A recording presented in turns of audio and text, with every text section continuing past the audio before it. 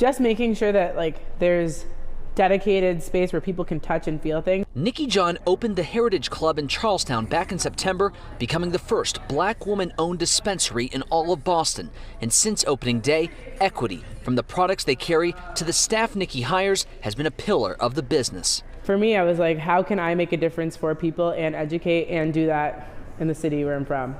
This isn't just about representation, it's about making sure there is a seat at the table as Massachusetts rakes in record profits from this budding industry. I've had some people come in there in tears and they're like, you changed my life, you inspired me.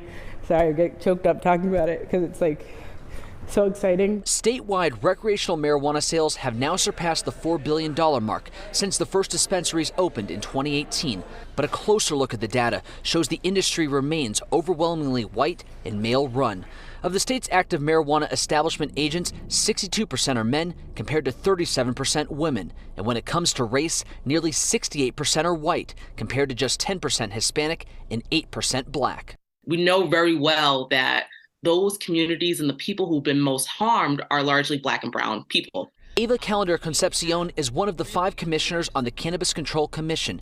She points to Massachusetts' Social Equity Program, which gives applicants access to technical assistance and expedited licensing review, as one way equity is being successfully promoted in the state, but says 2 major barriers remain: access to capital and community host agreements. We have this new law that has been enacted, Chapter 180, and within that law is increased oversight. So now the commission has oversight over those municipalities to make sure that equity is being combed in to the process. Also part of the new law signed by then Governor Baker in August creates the Cannabis Social Equity Advisory Board that will oversee how money from a newly created fund is handed out to equity applicants to remove some of the restrictions from entering the marijuana industry that continues to remain out of reach for many of the communities hardest hit by the war on drugs. We do have work to do. I think there will be years of work to continue to do, but the work is happening. In Charlestown, Matt Reed, WCVB News Center 5.